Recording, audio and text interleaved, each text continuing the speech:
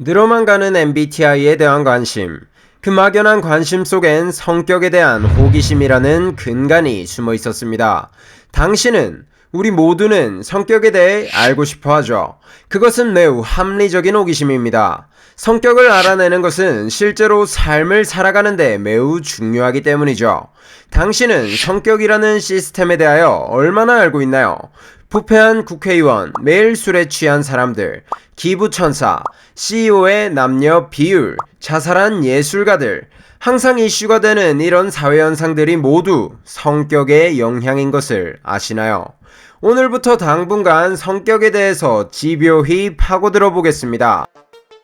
그 첫 번째 시리즈, 성격은 왜 사람마다 다를까 편입니다.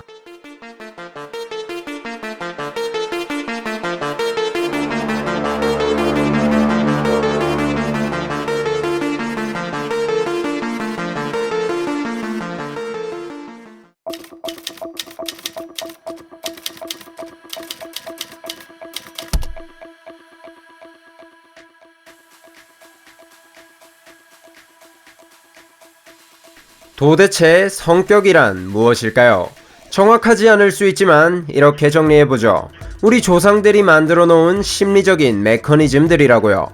위험을 느끼면 달아나기 위해 만들어진 공포 메커니즘, 짝을 선택하고 종족을 퍼뜨리기 위해 만들어진 매력과 흥분의 메커니즘, 동료를 만들고 서로를 동일시하여 서로 협력하기 위해 만들어진 협력 메커니즘. 우리 몸엔 이러한 여러 메커니즘들이 내장되어 있습니다. 이 메커니즘들은 특별한 상황에 처했을 때 알맞은 반응을 보다 빠르고 효율적으로 취하게 만들어 우리를 생존할 수 있도록 만들어주죠. 즉, 성격은 생존을 하기 위해 존재하는 시스템이라는 것입니다. 문제는 이 특별한 상황을 느끼는 정도의 개인차가 존재한다는 것인데요. 예를 하나 들어보죠. 만약 곡식 창고에 곡식이 점점 줄어들고 있다고 생각해 봅시다. 이때 우리의 여러 메커니즘들이 활성화되겠죠.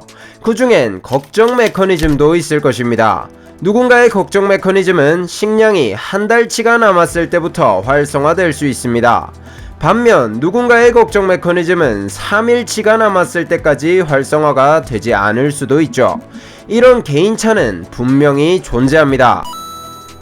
그런데 생존을 위해 메커니즘들이 존재한다면 최적화된 하나의 형태만이 살아남는 것이 가장 합리적이었을 텐데요. 왜 심리 메커니즘엔 개인차가 생기게 된 것일까요?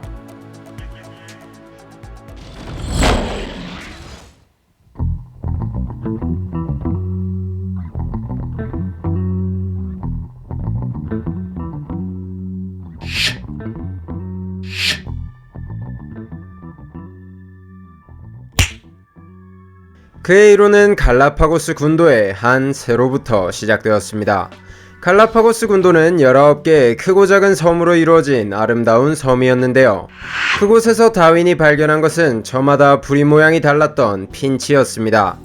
열매가 큰 섬의 핀치는 부리가 크고 단단했으며, 열매를 찾아 구멍을 많이 쪼아야 했던 섬의 핀치는 부리가 가늘고 길었죠.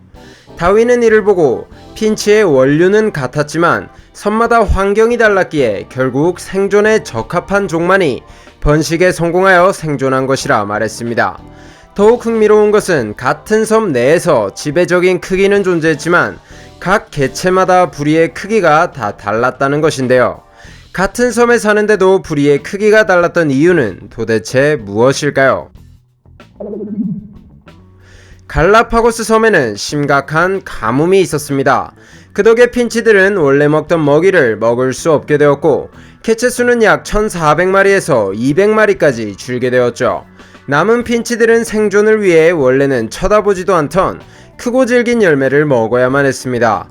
그렇게 9.5mm였던 핀치의 부리는 기나긴 가뭄이 끝난 후 10.5mm까지 늘어나게 되었죠.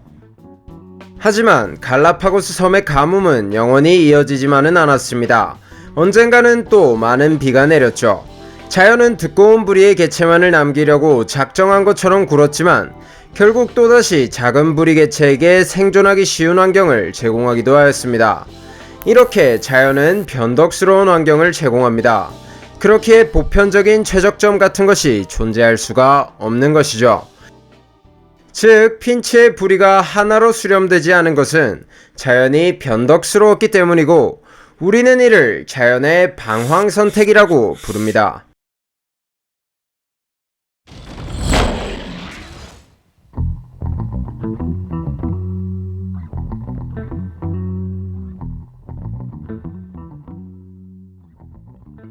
이 이야기를 꺼낸 이유는 우리의 심리 메커니즘도 자연에 의해 방황 선택되었다는 것을 말하기 위해서입니다.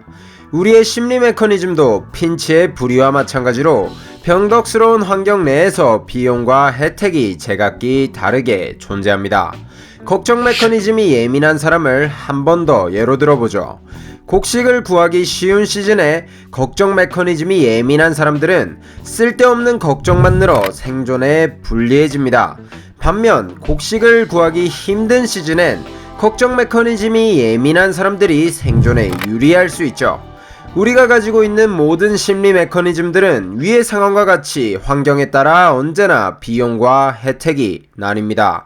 그래서 핀치의 부리처럼 제각기 다른 형태를 띠게 된 것이죠. 이는 성격 영상 시리즈를 관통하는 말이기도 한데요.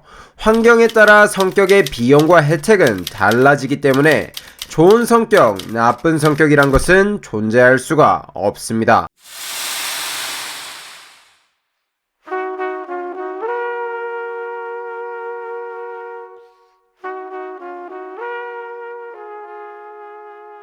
날카로운 구독자분들이라면 지금쯤 태클을 걸었을 것입니다. 성격이 다 다른 게 방황 선택 때문이라고 하기에는 후천적인 영향이 있지 않냐라고 말이죠. 지금부터는 조금 복잡하지만 그만큼 중요합니다.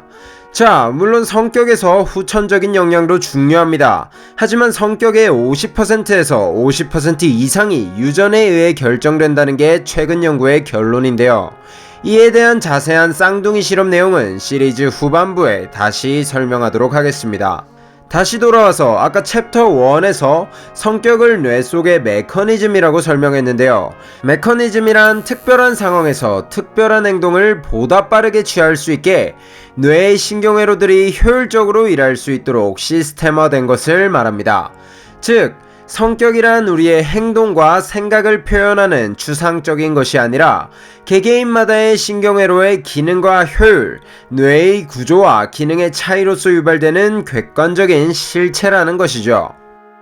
우리의 키를 살펴볼까요? 물론 후천적인 것도 중요하지만 유전이 상당 부분 영향을 끼친다는 것을 인정할 수 있겠죠. 우리의 성격도 이 키와 마찬가지입니다.